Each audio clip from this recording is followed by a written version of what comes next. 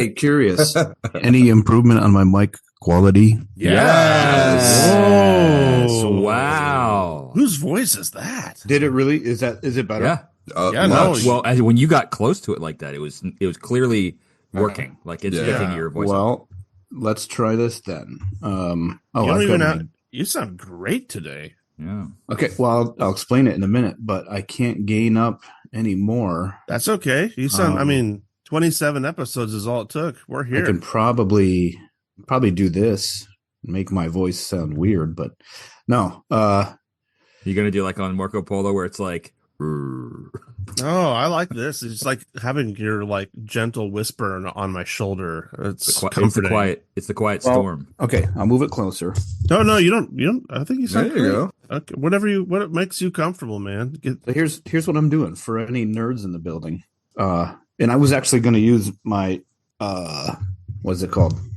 GarageBand as a method of exemplification for the podcast today, but I can't because I'm running this on it. But anyway, I was remembering like sometimes I have to do left-hand bass when my bass player can't come to a gig, and I run a MIDI keyboard through my iPad to generate a bass track sound, and you have to run GarageBand in the background of the app because I have to use my iPad for my music. It's a whole confusing thing. And I thought, oh shit, maybe I need to power the mic by running GarageBand in the background. The way that you do the bass. Yeah. And so GarageBand's running, which to me, I hear shit tons of reverb on my voice. You don't hear that, do you? No. Okay. It sounds great. You're probably hearing your own voice in your cans. It's terrible. Like I got to turn that off. Oh, I'm on the vocal hall. There we go. Gone. Oh, I'm back. Okay. Yeah. So running GarageBand in the background. That's the secret. It sounds marked improvement. Yes. Right. This episode's sponsored by GarageBand. I'm like, there's no fucking way that I can't use this mic that Toasty Toast bought me. I mean, all of this stuff was meant to do this. My iPad is old as hell, but it still should work. So anyway. So and just for my own peace of mind, do you have the power cord plugged into your iPad? Because running all that stuff, I'm like, you gonna make it a couple hours? Well, in general, 1 hour of podcast for us gets me about half of the battery. So I usually plug in on a bio break, and usually by the end we're okay. So then we better get at it. I was gonna say that's our cue to get this thing started, huh? 100.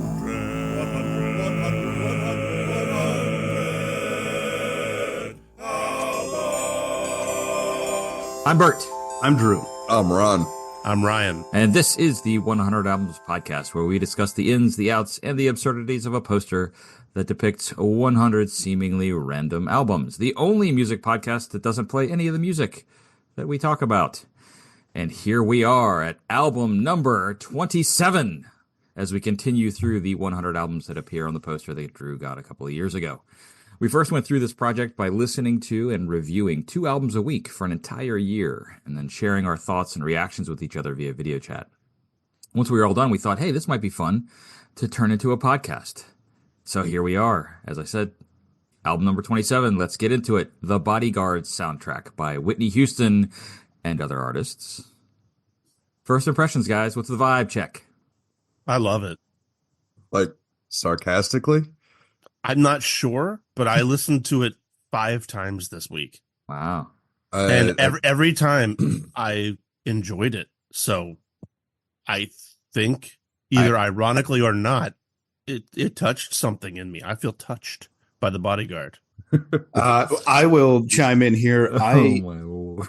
Okay, so I was on a long drive the other night coming home from a rehearsal and put it on, remembered that I had to get this wrapped up. And the first half I thought was absolutely incredible, which is all the Whitney Houston stuff. And I'm like, what is going on? Because in my head, I expected not to like it. Yeah. So I told my wife, because she's a big fan, and she said, yep. And I'm like, I don't know if this is your influence on me or what. Lisa is a woman of few words. Yeah. Yep. Told you. But after the Whitney song stop, which might be Jesus Loves Me, might be her last one she does. It is, yeah. the album completely for me just tanks. Yeah, but that transitions very smoothly into Kenny G and Aaron Neville. Well, before we get too into the details of the track listing, it was originally released on CD, cassette, and on vinyl. And so the Kenny G, Aaron Neville duet is side B. That's how it starts. Yeah, so it is a direct split. You have a Whitney half, Whitney side, and then various. All right, gotcha. Okay, yeah, well, that's my take. Oh God, I didn't like it. I didn't dislike it, but I had to suspend reality in order to listen to it. And there is no way, if you are enjoying it, to roll down the road, pull into a gas station, and not turn it down for fear that someone hears you listening to this. So, Ron, let's dive into that for a second. I am not that secure to have eyes on every woman going something. Now, hold on. That song slaps, as the kids say. But I've got a question just for the group about that. Like, at what age? So I feel like in the past maybe 2 or 3 years, I have transitioned beyond caring what other people think of. Like when I pull into the Sheetz gas station and I'm cranking NWA or something, I don't care. Like, okay, it is what it is. So at what age do we stop caring? What age do we become such old men that we're gonna blast "I Will Always Love You" from our car and not worry about what other people are? I'm actually more cognizant of volume instead of content because I hate that guy that pulls in and thinks that everyone in 3-block radius needs to hear what they're listening to. So I'm like, I'll keep my door open, but I'll keep it at a decent volume. Yeah, but that actually happened to me the first time we listened to this album. Weren't you on a construction site or something? I was. I was pulling into the construction site, and "Run to You" was blasting out of my car, and I got out and I like put on my hard hat and my my high visibility vest, and everyone was just kind of looking at me funny. Please tell me you started dancing or doing something just to fully complete it. I just owned it, man. That's what you do. Yeah, what are you gonna do? I mean, who's gonna fault you for liking Whitney Houston? You know what I mean? I had more chagrin. I did the gas station with the Tom Petty going, and I was more upset about that than I would have been about Whitney Houston. But to hear your stories about your neck of the woods, like everybody's into Tom Petty, so people are like, "Yeah, brother, yeah, right." I hate torpedoes too.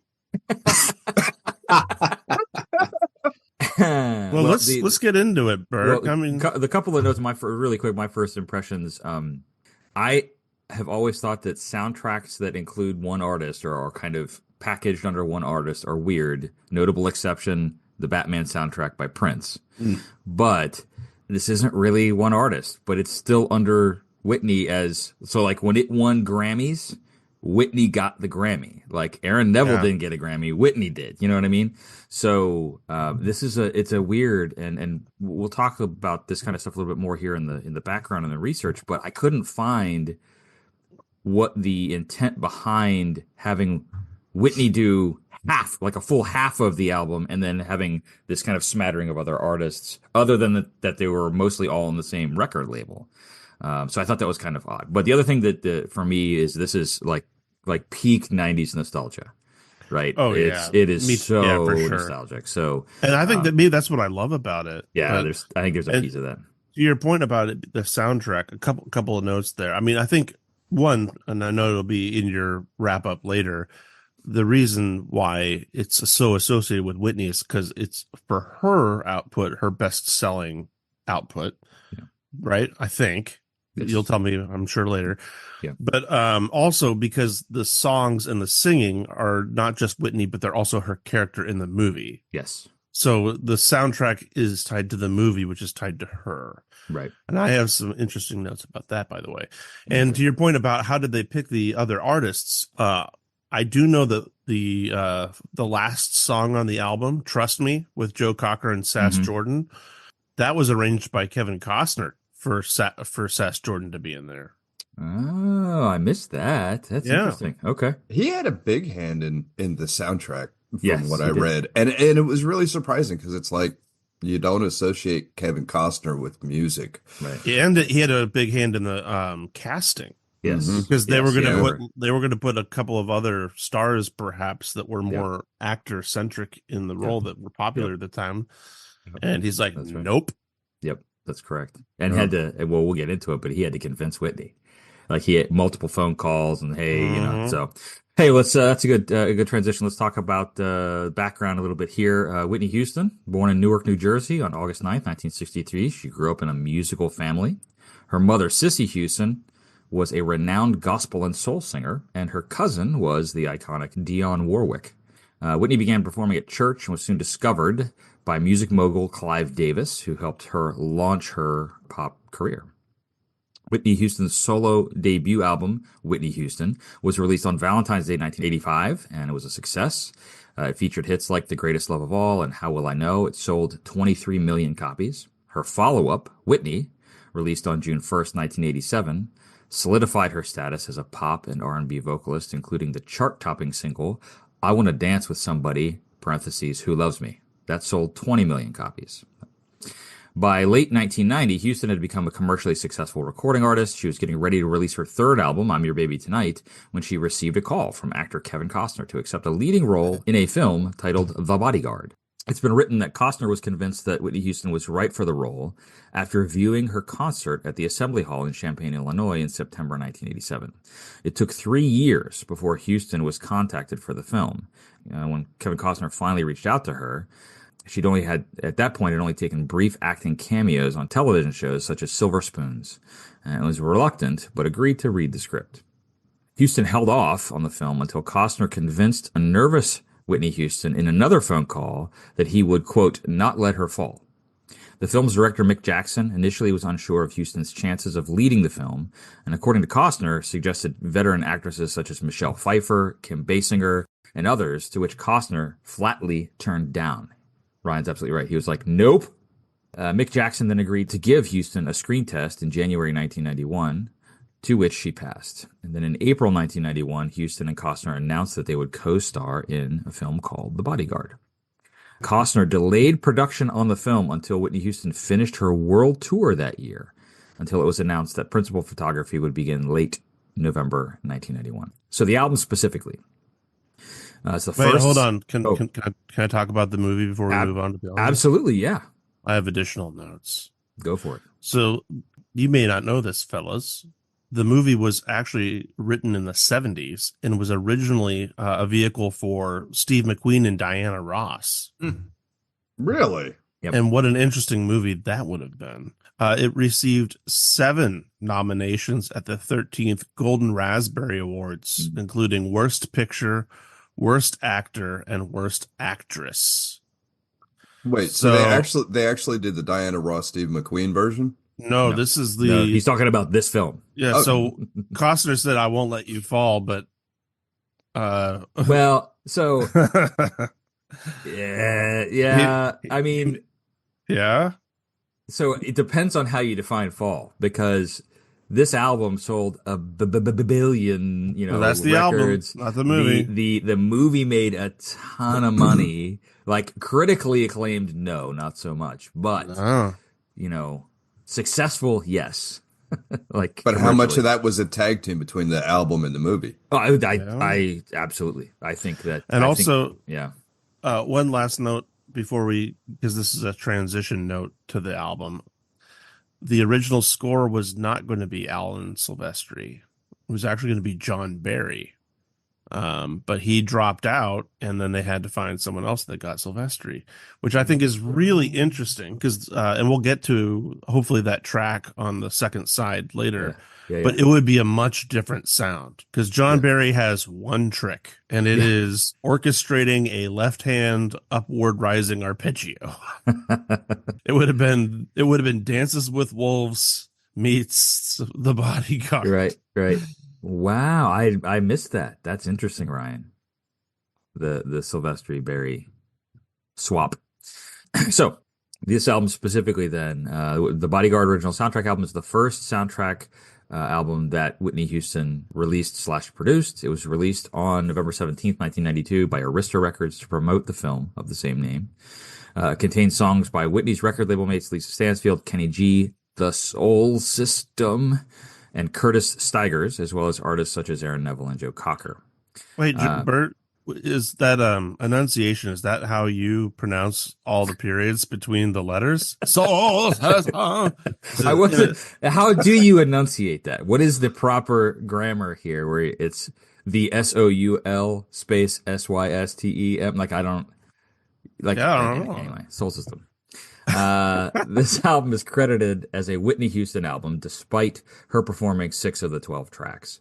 Arista Records president Clive Davis had apprehensions of Whitney Houston's role in the film without much music from the script, convincing Costner and the film's distributor, Warner Brothers, to add songs to the film, in which Houston made a deal for back royalties for its music. Houston agreed to record 6 tracks. 4 were eventually featured in the movie. Both Houston and Clive Davis were listed as executive producers on the album. Whitney Houston began working on the soundtrack in November 1991 and contacted previous producers of her work, including Babyface, Antonio L.A. Reid, B.B. Winans, Narada Michael Walden, to participate in the production of the soundtrack. It also marked the first time Houston worked with renowned producer David Foster, who had produced 3 of the 6 Whitney Houston tracks. In addition to the duo of Civilis and Cole, which you guys might remember from CNC Music Factory, Civilis and Cole. So when the album came out, it was bonkers successful. I Will Always Love You, the kind of lead track, and the Dolly Parton cover, which we've talked about before. Go back and check out our episode on Dolly Parton. That song spent 14 weeks at number 1 on the Billboard Hot 100. I'm Every Woman peaked at number 4 on the Hot 100. Which is a Shaka Khan cover. Which is a Shaka Khan cover, that's correct.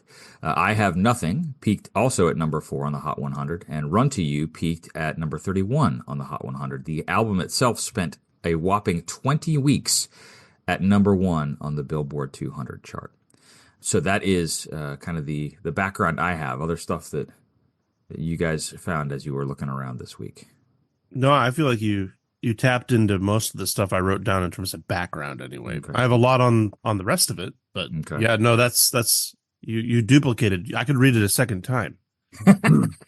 Well, I mean, so there's a lot of stuff out there, but I mean, it's I'm glad you find little nuggets like the Silvestri as the soundtrack kind of well, it's interesting guys. This is really, I think, the only soundtrack that is on the poster. So it's kind of a different animal than, I mean, we have a greatest hits, I think later, you're right. But I think this is the only one that is actually a motion picture soundtrack. So I feel like I also had to come at it from the angle of the movie a little bit, but yeah. Well, I think to kind of what we were talking about earlier, they're inextricably linked, right? Because some of these songs were used in the film. It's not just here's music that was playing in the background, but no, here's Whitney Houston as the character in the movie performing this song or whatever. I'm looking through our list of Saturday Night Fever soundtrack. Okay. Thank you for the fact checking. I appreciate that. Yeah. Well, listeners who are a little bit younger than us may not know this about this album, but it is the 90th album of the 1990s. I mean, it has power ballads. Yeah. It has tingly, chimey electric piano sounds. It has synth brass. It has synth drums and that like iconic 90s drum machine sound where it's going to roll down every pitch of tom. It has Kenny G and Aaron Neville. Yeah, yeah. I mean, that if you don't know what decade you're in with that, I mean, this thing, I mean, I've honestly, when I was listening to it in the car, I had to look down and make sure I wasn't wearing parachute pants. That was the 80s, wasn't it? No, because MC Hammer was like 90, 91, 92. Those are parachute pants. Maybe you mean spandex, right? I don't. I would have said Skids. Do you remember Skids? Oh, who doesn't forget? Yeah, Skids. Yeah, man. Anyway, that chimey piano, by the way, otherwise known as the Yamaha DX7, I believe, is what they were using there. That's just the most iconic sound from that era, man. It's everywhere. Everywhere. And it's an instant. You talk about nostalgia. People our age and up, I suppose, that were listening to things at the time, like that instantly transports you directly there. Just that sound alone. Oh yeah, because it could be anything. It could be the Disney songs that were the pop versions, like what's the Aladdin one? Use that EP. No one knows because we don't listen to it, I guess. That's good. Whatever the hit love song was from Aladdin. Part of Your World. There, thank you, Drew. That had the same EP. A Whole New World. A whole new part of your world. Whatever. A whole new world, yeah. Part of Your World is Pocahontas. And then what was the love song from the movie where the mouse like goes on an adventure, like American Tail? Somewhere Over the Rainbow. Somewhere out there. Same electric piano sound. Yeah. That movie will break you. I hated that movie. Oh man, because of that. Yeah, it was just way too fucking sad. Yeah, that's because of the DX7, man. That's what it just pulls it out of you. That's to bring it full circle. I guess what we're saying is fuck the DX7. So. Yeah. Ladies and gentlemen, by the way, today's episode of 100 Albums has been brought to you by the Yamaha DX7. Well, hey, real quick context before we get into kind of the diving a little deep into what our thoughts were. Where does this album fit into Whitney's discography or career? Whitney Houston is one of the best-selling recording artists of all time. She has sold more than 220 million records worldwide. She's the best-selling female R&B artist in the 20th century. She's also sold more physical singles than any other female solo artist in history. She released 7 studio albums and 2 soundtrack albums, all of which have been certified diamond or better. And this is, the Bodyguard soundtrack, is the highest selling soundtrack album of all time. It sold 45 million copies. Her next best selling record was her self-titled Whitney Houston album at 23 million. So almost double, what her next best album was. This record won 3 of 4 Grammys that it was nominated for in 1993. Best pop vocal performance for I Will Always Love You. Record of the Year for I Will Always Love You. Album of the Year. This soundtrack won Album of the Year Grammys. And then she was also nominated for Best R&B Performance Female for I'm Every Woman, but she lost to Toni Braxton for Another Sad Love Song. Again, back to the I Won't Let You Fall. I don't think she fell. Was it the greatest, was it an Oscar-winning acting performance? No, it was not. But did she derive success from this, from being in the movie and being on the soundtrack? Absolutely, I would say so. So that's it for context and background. Do we have time for a quick word from our sponsor? Yeah, of course we do. All right, always. Well, I don't know why you're asking me, Bert. Oh, I thought that I'm not asking you. I'm asking the ether.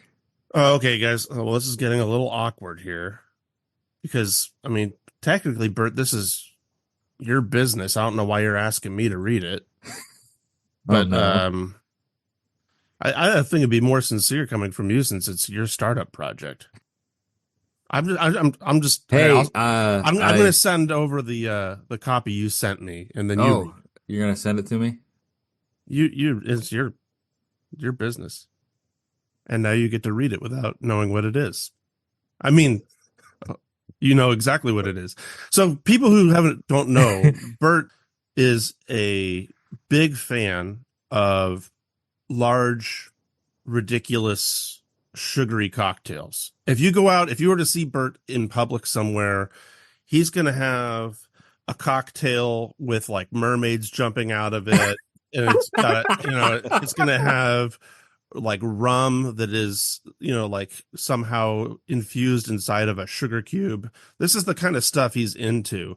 So it makes sense, Bert, that you have this new startup. Why don't you go ahead and I'll go ahead and read it. Pitch your product. So today's episode of the 100 Albums podcast has been brought to you in part by Bert's Booze Box, my booze box. Tired of boring cocktails and those basic mixers that everyone uses? Are you ready for a drinking experience that's absolutely out of control? Introducing Bert's Booze Box, the subscription service that delivers the wildest, sugariest, and most ridiculous mixers right to your door every month. Say goodbye to simple cocktails. With Bert's Booze Box, you'll get mixers that require more prep time than your last family vacation. How about a rainbow margarita? Made in a glass the size of a small swimming pool, complete with a flaming taco garnish and a sparkler coming out of the rim. Or maybe you're in the mood for a glow-in-the-dark cosmopolitan served in a glass designed by aliens with a garnish that includes gummy bears, cotton candy, and a miniature Ferris wheel. Bert's Booze Box, for people who believe the only thing better than a drink is a drinking experience. It's not just about drinking, it's about preparing, waiting, and preparing some more. So grab your friends, get your giant glassware ready, and get ready to mix it up with the ultimate over-the-top drink experience. And don't forget, a garnish is just the beginning, because at Bert's Booze Box, the drink garnishes are so outrageous they have their own social media accounts. Order now and start receiving your monthly delivery of impractical and totally unforgettable drink mixers before your friends do. Order today, Bert's Booze Box, where every drink is an adventure. Well, thank you, me. Bert, I wish you all the success, and I'll tell you what, I'll sign up. Delivered to my door, I'm into it. I'm sorry, I don't have the details on what the monthly subscription costs, but it's not cheap. I'll just put it that way. It's, well, especially the month that you get the Goldschlager, gold flake rimmed. I kudos to you, Bert. I mean, it's a little weird you using the podcast to promote your own stuff. None of us have done that, but with an idea this good, I gives you ideas. Yep. Yes. Hopefully we'll have a landing page for that, maybe tied to the 100 Albums podcast website. We should create a landing page for all of our sponsors. Or not. That'd be cool. Okay. It's time for the good, the bad, and the ugly. On the re-listen, fellas, what strikes you about this album? What's good, what's bad, and what is perhaps ugly? I don't know if it falls into good, bad, or ugly. For me, it was good.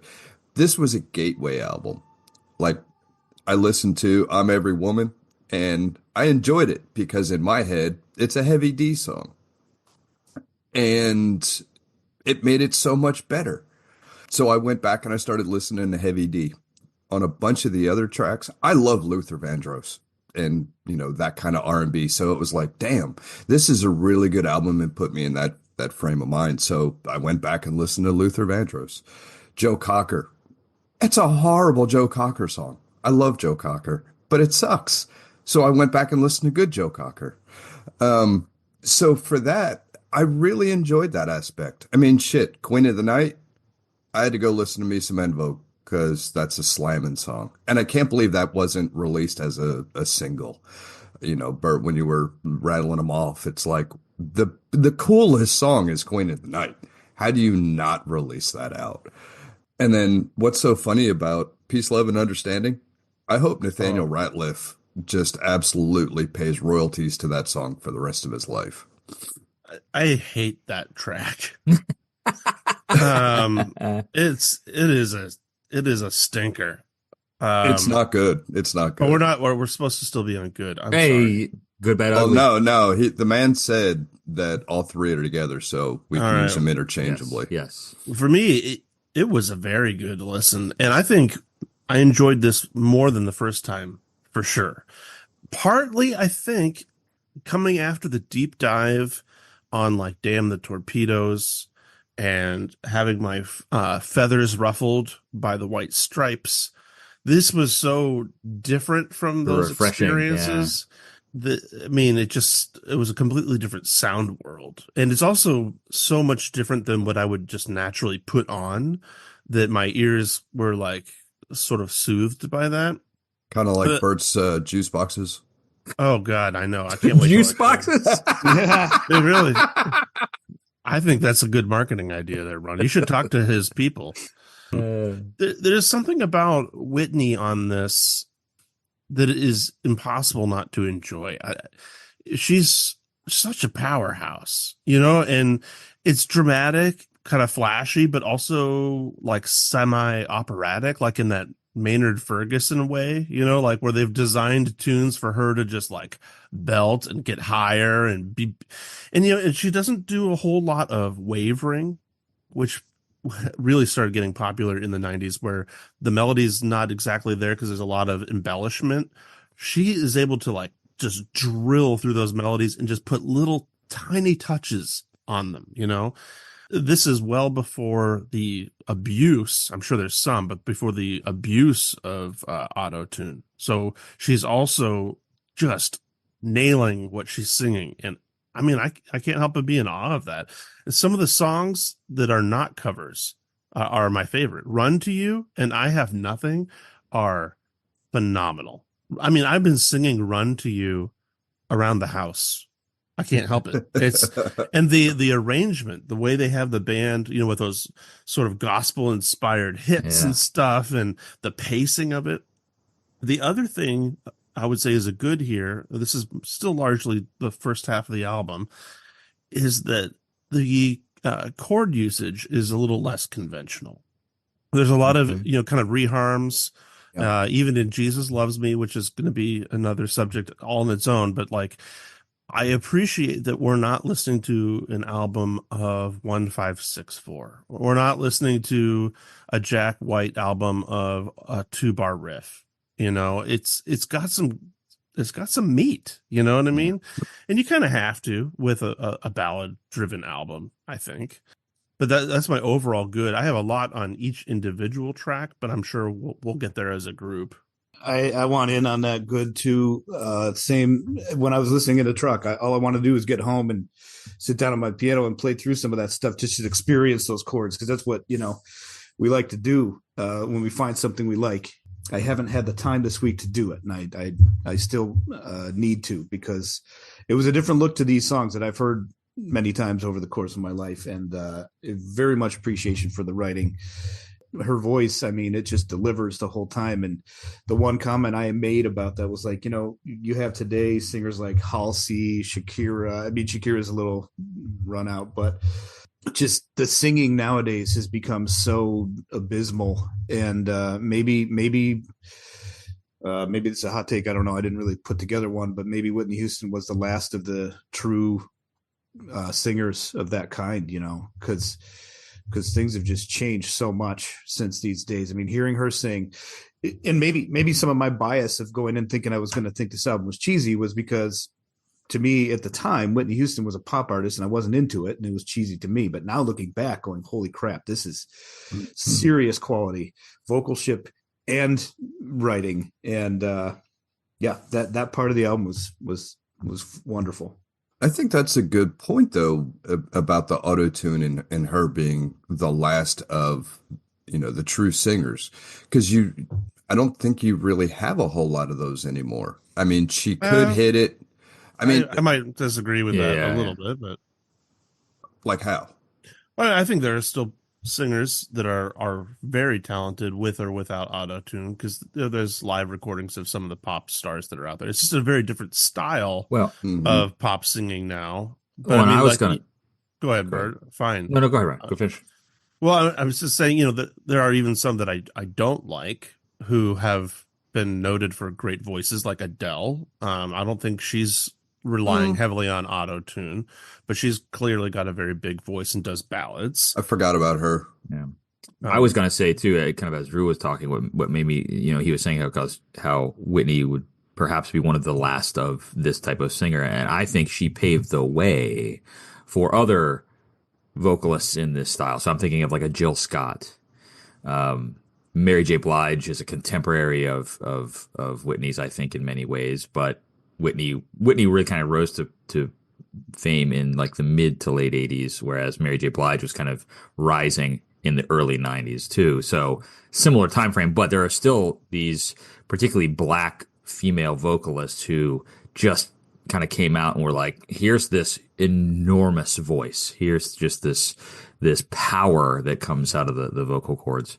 And I think Whitney really was one of the in our generation, so to speak, the first to do that. Obviously, you had Aretha Franklin and other folks who kind of led to Whitney's success too. So, but I largely agree with what you guys are saying. I'm Every Woman's a fantastic song.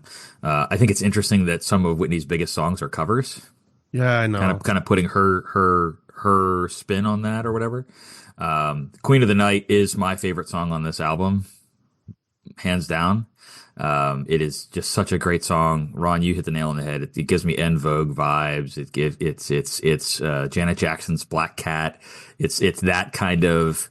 I have got, even a little Paula Abdul in there. Even a little Paula Abdul in there, but it's just got this edge, this rock edge to it, or whatever, which I really enjoyed. I'm not. I won't go into. I don't know if there's a whole lot of ugly on here. I want to like. It's Gonna Be a Lovely Day by the Soul System, because I love Bill Withers and I love Lovely Day. But there's that it just falls short for me. That song is so abused. It's not ugly, but it's bordering on it.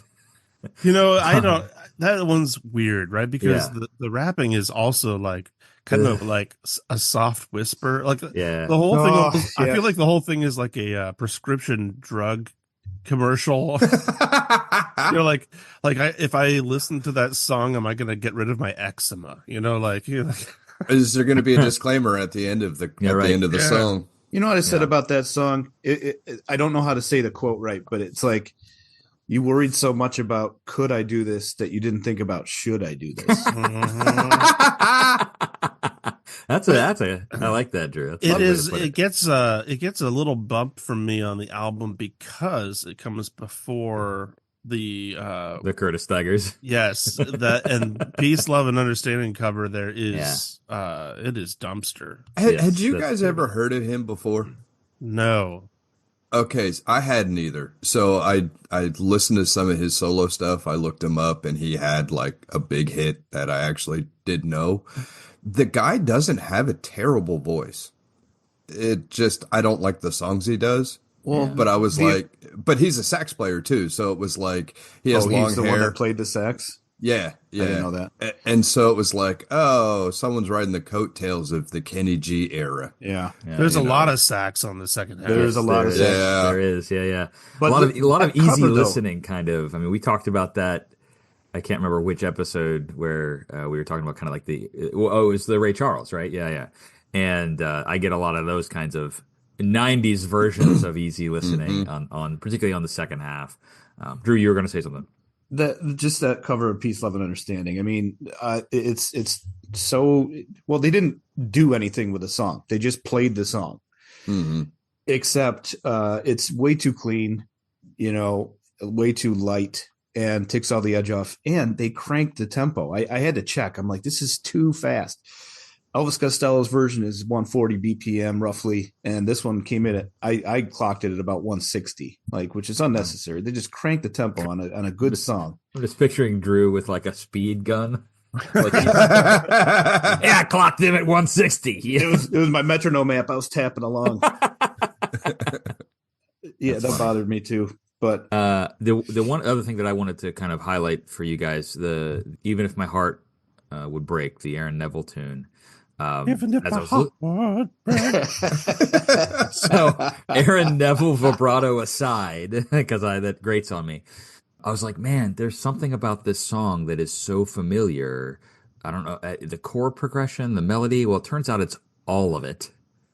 If you go out and listen to People Get Ready by The Impressions, yes, it's the exact same song with it's got that words. Same cadence exactly. It's so weird because I was like, wow, no wonder it sounds familiar because it is.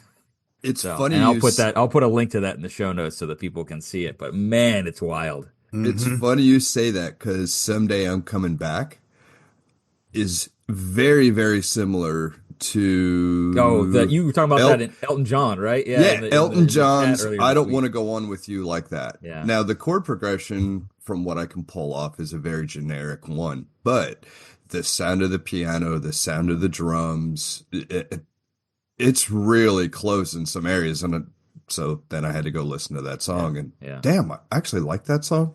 I had forgotten about it, but it's funny how there's a lot of, well, that's really close to this, or that's a cover. There's just a lot to it. Yeah. I really wanted to love the Lisa Stansfield tune because I love "Been Around the World" and I can't find my baby. Like that song hits for me. Mm-hmm. This one's just okay, I guess, but that's the Someday I I'm think, Coming Back, right? Yeah. I tend to the more that I think about it, Ryan, I really appreciated your thought earlier that you were saying, well, the first half, the first side of the tape or of the record would have been Whitney. The first half is what hits the hardest for me.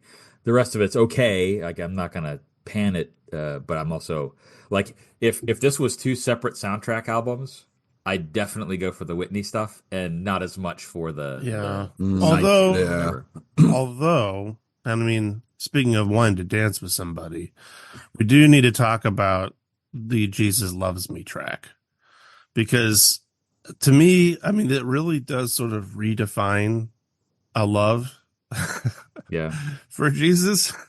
It's kind of like it's like sexy Jesus, like shirtless, greased up, muscular Jesus, all hopped up on Eucharistos. He like be a level of cannibalism, right? He lifts Whitney Houston up off the ground, pins her against the door in his arms, and they start making out. That's the kind of Jesus I get from this, and I'm kind of into it, Please write to us at 100albums@bertislow.com. Oh, come on. And it's the last song. I mean, you're not side. Wrong. It's the last song on the side. So you put this on, you're getting ready to make out, because that's going to run out, so last song's in your head before. Unless you have autoflip. Jesus Loves Me. Yeah. But you better hope you don't, because killer. Otherwise Kenny G is going to be the real mood killer there. Like, I mean, if you got Viagra on one hand, on the other hand, you got Kenny G. It does the opposite. So, if you have too much Kenny G in your diet, check a doctor to make sure you're okay. Wow. But we didn't talk about the one little cut from the actual soundtrack. And I got to tell you, I really liked it. Well, hold on. I had something else about Jesus Loves Me. Tell me. You just walked away from that, Ryan. Yeah, like he crop dusted us and then just fucking bounced. That's exactly what that was. That's exactly what that was. It was the Irish exit. Sorry, I guess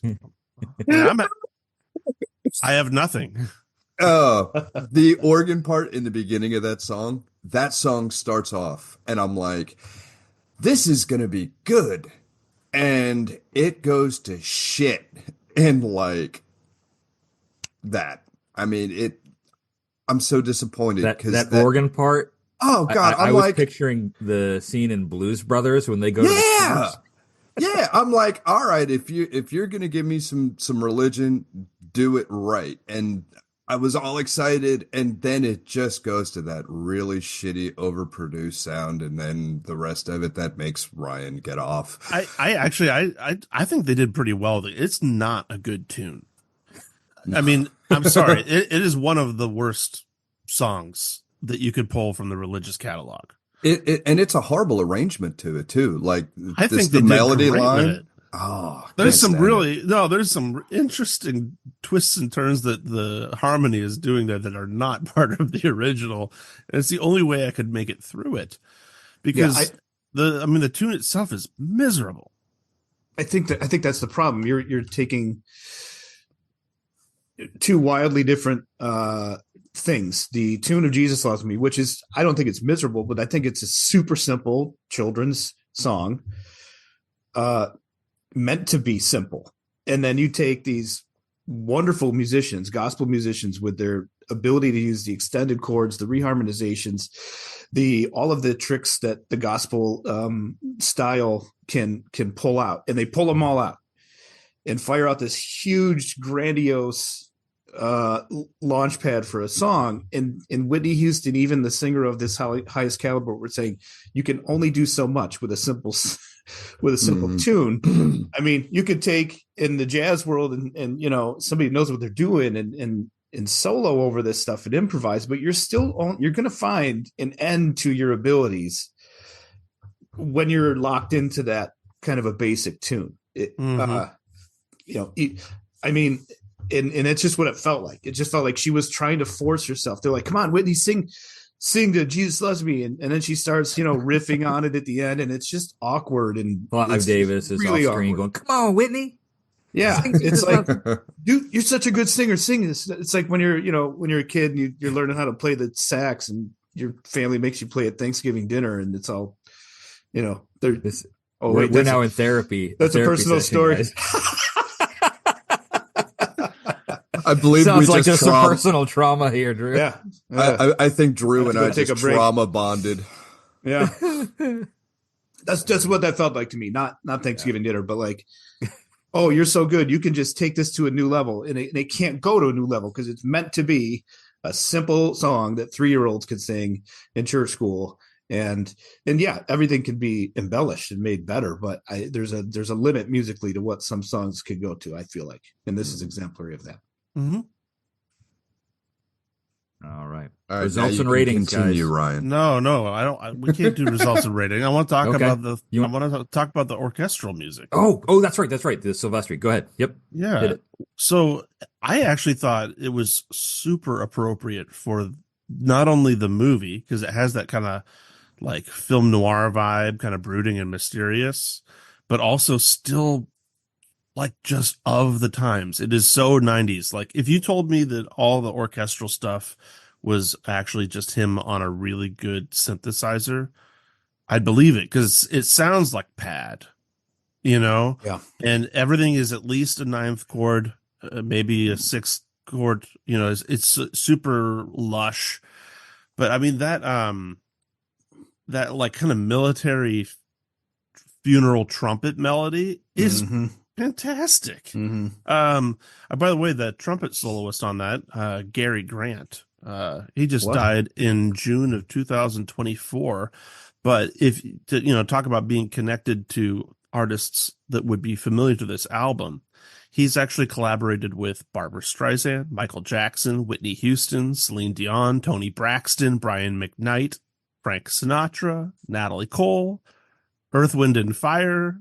I can go on. So this guy he wasn't just like the studio musician for the orchestra. He clearly had pop sensibilities they could have called on too. Wow. So you were saying, Ryan, that John Barry was the original intended composer for the soundtrack. I'm just out of curiosity, I mean, that's not something that I just did a quick kind of Google search. I'm not seeing that anywhere. I'm curious where you saw that. Was it Oh, I was researching the movie instead of the soundtrack. Oh, the movie instead of, okay. Yeah. I'll have to go back and look at that. That to me, that's like in an alternate universe, Kevin Costner is, chasing some guy down an alley and it's dun dun dun dun dun dun dun dun dun dun dun dun. Oh, sorry. Wrong movie. Yeah. Anyway, I wanted to hit on the Joe Cocker song before we leave this. It inspired me. I mean, it's every piece of this in a way, even what Ryan just said about the Silvestri track, you have these cliches built into them that bring you somewhere else. And this one did it to me too. Like it is so, besides the sound of the drums is a cliche that brings me back there too. But this type of song, I had to sit down and I only had a few minutes, but I managed to crank out 4 other songs. This type of song it's not a copy of the song that we've said, oh, this sounds like, whatever. But I was trying to make a playlist of songs just like this one from that era. And they're that like feel good movie, like you're driving your car and somebody's next to you and you're like, look at them and smile and you're just driving away. And so it's like, I came up with Missing You by John Waite. You know that song? I ain't missing you at all. Like yeah. Every Time You Go Away, that Paul Young song. Yep. Oh yeah. Nothing's Gonna Stop Us Now by Starship. Nice. And they even tapped in. Now, Police did a little bit more flavor on it, but Every Breath You Take, that falls into the same category. Drew, you're missing one key song from that playlist. Keep adding. Life is a highway. I want to ride it all night long. Yeah. It's a little upbeat, but it's a little upbeat, Bert. I see what you're saying. What Drew is saying is these are songs that you could put on while the credits are rolling.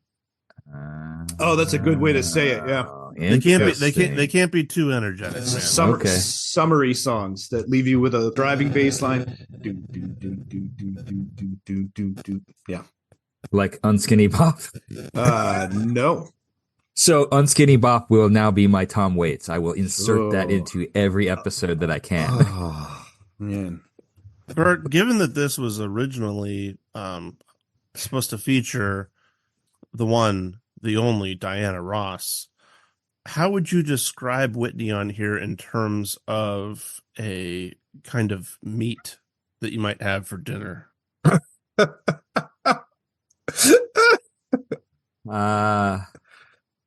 Let me guess. I have nothing. I'm trying to come up with something witty, and you've caught me off guard. That's all right. I do have nothing. Yes. Well, someday. Yes. Ryan, I will always love you. Thank you. I appreciate that, Bert. I don't want to continue this. But Ryan, you should trust in Bert. I know. Jesus loves me. All right. Okay. So results and rankings. Yes. Individual scores. We largely, relatively panned this. I gave it a 3. Drew gave it a 4.5. Ryan, you gave it a 3. Average score was 3.5. Ron, where would you weigh in on a 1 to 10? I'd probably be at a 5. I mean, I talked a lot of shit, just based on not assumptions, but hell, it's early and I can't think of the term. But bias. There you go. Thank you. Going through it, I'd probably do a 5. I mean, I wouldn't buy it. I probably won't listen to it again. But man, there was some catchy, good shit on there. Yeah. Drew, Ryan, what about you guys? Would you change your score? I would. I think I would actually, just because of the Whitney half. I think I might take it up to a 5. Oh wow. 5 is the threshold for you. I wouldn't buy it. I really wouldn't. But would you listen to it if someone sent it to you? Yeah, maybe. I don't know. Like, I really did listen to it a lot this week. Expecting, I think the novelty would wear off.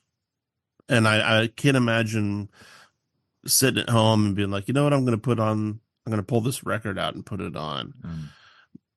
Man, it's so close. So if 5 is the do or die number where I have to buy it, maybe I make it a 4.9. I don't know. I can absolutely see you, getting home from work, coming in the house, putting this record on, and realizing that Liz has brought in the delivery of Bert's Booze Box that day. Oh, good point. And making a cocktail and taking the entirety of this album to make the cocktail because they're so complex.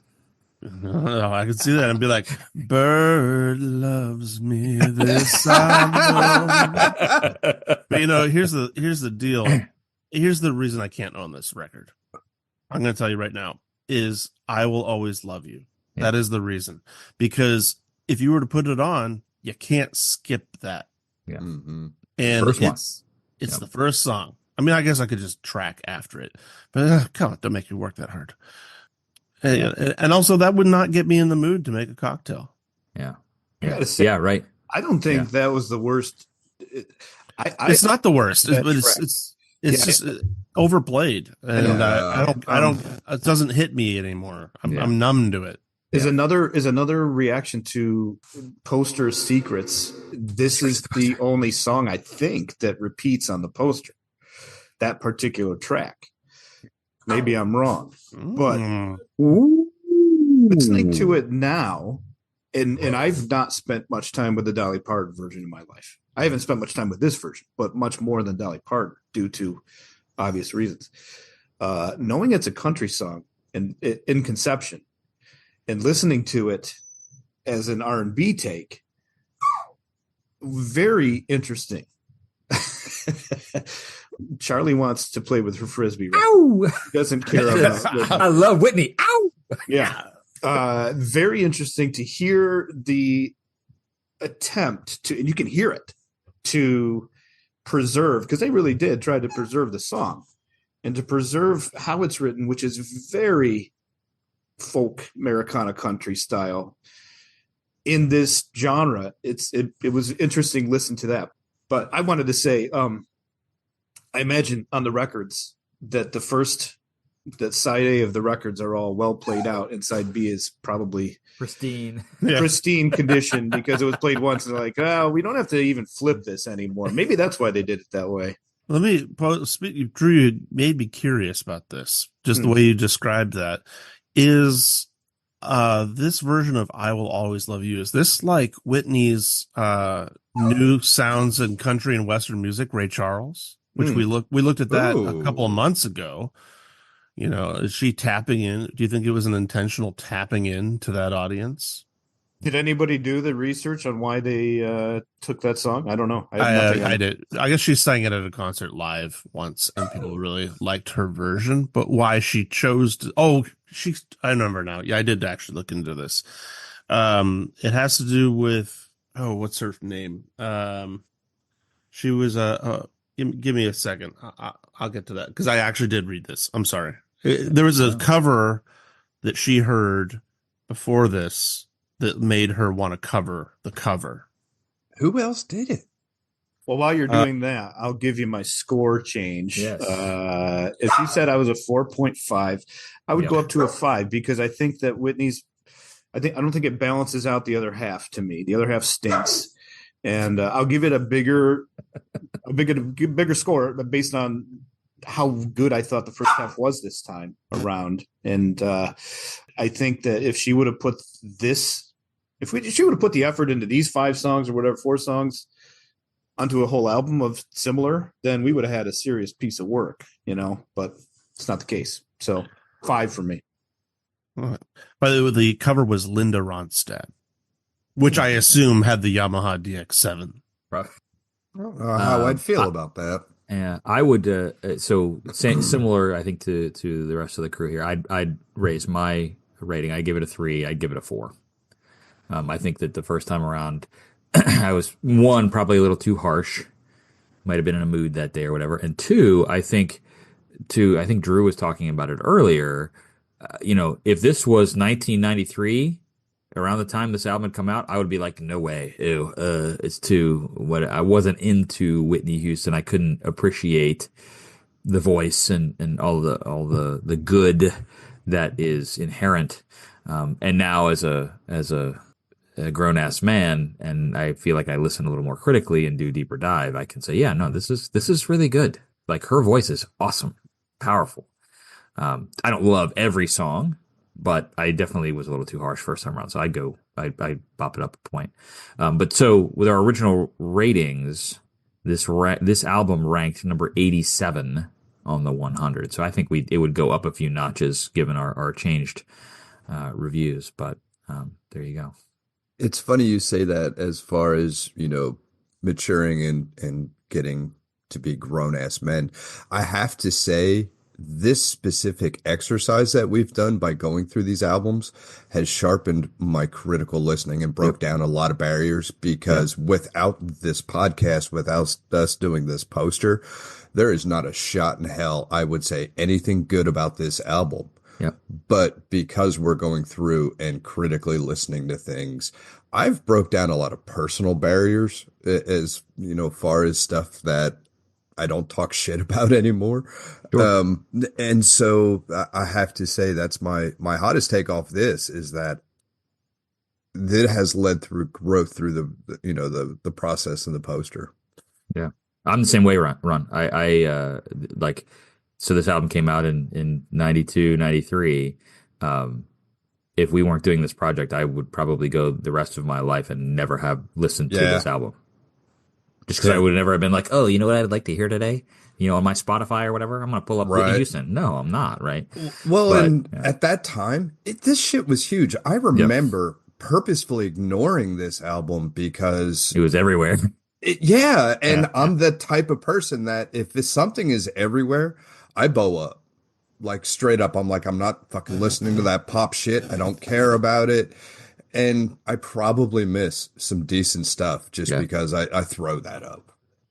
Let's go to Margaritaville, shall we? Well, hold on. I didn't give no hot take. Oh, you didn't get, we didn't do hot takes yet. Oh, all right. Hot takes come after. I thought that was Ron's hot take. So well, it was, but it was early because I don't care about Bert's rules. It was a premature hot take. Story of my life. It happens happens to a lot of guys. Can't do it. Especially get after that stuff on the internet now, Ron. Yeah, it's called Kenny G. Hey, if this album or artist works better than baseball, if Whitney Houston or the Bodyguard soundtrack had a restaurant or chain of restaurants similar to Jimmy Buffett's Margaritaville, what would it be called? What would the theme be? What would it look like? Does anyone have anyone? I think it'd be a breakfast joint. It'd be called Even If My Eggs Would Break.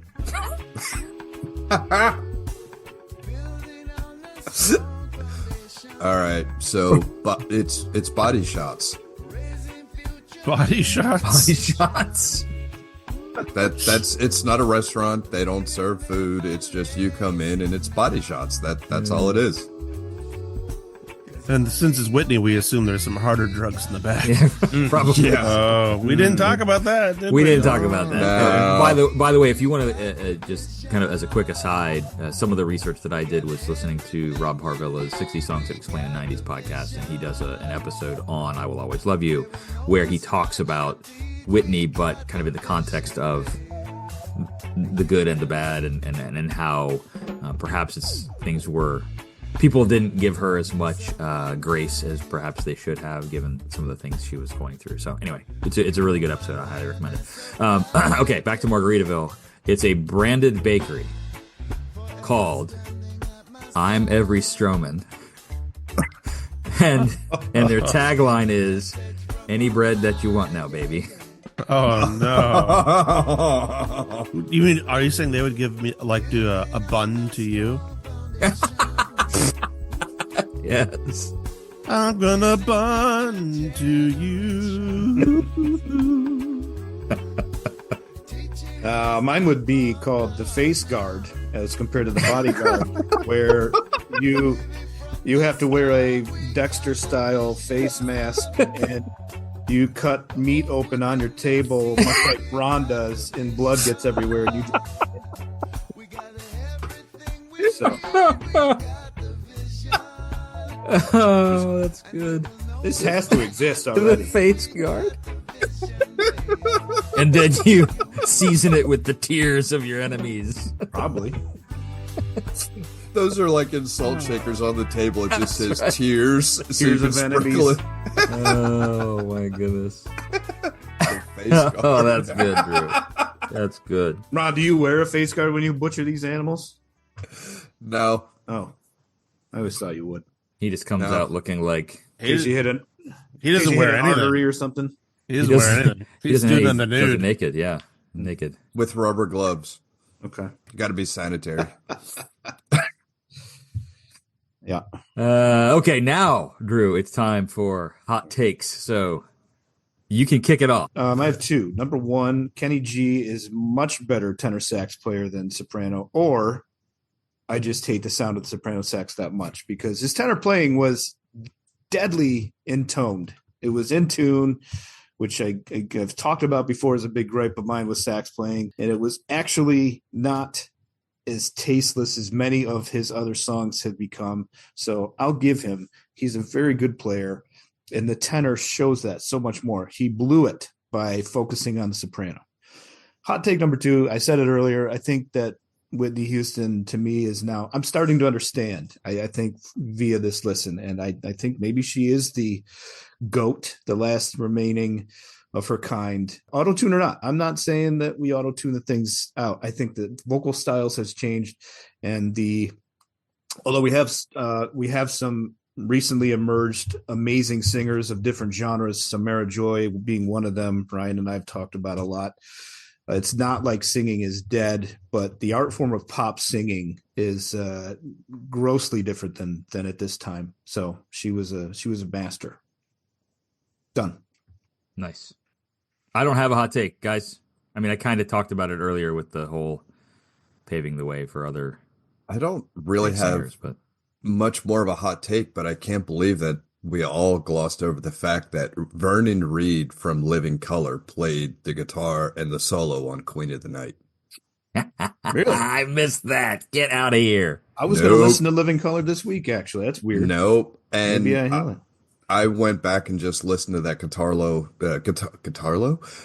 solo a couple times, and it's a really good solo because he gets a little out there for me. Like on Cult of Personality, that's a pretty out there solo for him to focus. I think it put him in a really nice arena to, kind of show off, but keep things succinct and more listener oriented. So. Oh man, I did not see that. That's a good catch, Ron. Yeah. Well, he was a pretty big name in jazz guitar, at least at that time, I remember. He's been on a lot of shit that, is not Living Colour.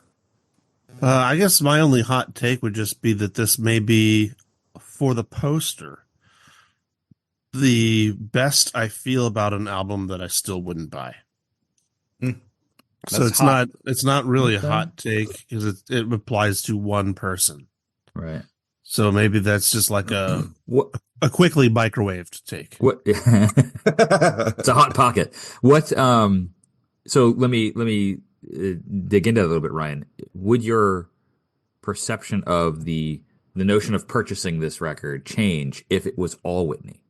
If there had been a second side with 5 or 6 additional Whitney Houston tracks, would that say, oh, I might buy this then? I mean, yeah, depending on what they were, that's a good point. I would be more encouraged for sure. Even if like the second half, since it's already a soundtrack, if the second half was like Whitney Houston's greatest hits or something, right, it might be kind of fun to have. That's a really good point. Although I will say, by far, the smallest section in my collection is probably soundtracks. So, I mean, I wouldn't even, if I could file it under Whitney, it'd be much more likely that I would play it than under like a soundtrack, But if Sharon Jones sang all the songs, would you buy it? Tomorrow, I would buy it right now. Send me the link. I'm still looking up the Vernon Reid stuff, Ron. There you go with Whitney Houston, Bodyguard. I wanted to dig into that and see how did they connect, because this would have been like not peak Living Colour, but Cult of Personality was like, what, 89? I feel like so. I mean, you're right in that area a couple of years. Mm-hmm. I'm just wondering how you got how they would have gotten connected. So, well, he's probably connected through Gary Grant, the trumpet player. Yeah. What's the connection there? I don't know. He just plays with everybody else. It might as well. I mean, it could be. Could have been studio musician grab. Yeah. Right. Yeah. So that's it, guys. Listeners, please go now and listen to the Bodyguard soundtrack, featuring mostly Whitney Houston, but some other people as well.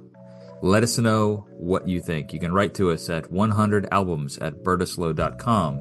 That's 100albums@bertislo.com. You can connect with us on Instagram or Facebook at 100albums podcast, or visit 100albumspodcast.com, our website, where there's a contact form. You can connect with us and let us know what you're thinking. Please join us next week as we chat about Fatboy Slim's Big Beat Breakthrough. You've come a long way, baby. That should be interesting. I mean, yes, it should. It will. Join us, won't you? In the meantime, thanks, guys. As always. Yeah, have a good. It's a blast. Have a great week.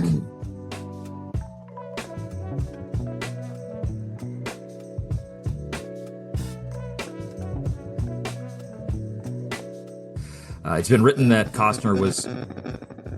Can you hear that? Yes. Yeah. This is. I'm noticing a problem with this mic. It's for some reason through GarageBand, it's becoming an antenna for all kinds of interference. I just thought we were transitioning from Bodyguard to Tron. Yeah, no, because my notes are on my phone. We already did Daft Punk, bro. Okay. So Okay, where were we here? I'm gonna turn off my Wi-Fi. There it is again. Oh, I'm sorry. That is not Tron. That is like old school Atari, right? Atari, yeah, Pong. Mm-hmm. Pitfall. Yeah, there you go. Okay, here we go. Look, you see what you did? You dropped Ron because of that, Drew. Sorry, Ron. I unplugged some accessories, thinking maybe it was me. No, it's this. I used to get this when I taught distance learning. Like anytime your phone gets near audio equipment, it does this.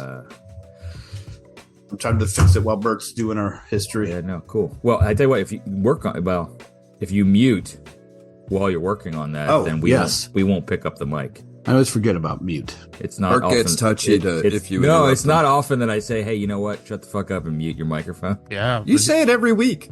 Yeah. Such a taskmaster. Okay. A few moments later. Now, while the movie did make a lot of money, Bless you. You guys don't want my mic working anymore, do you?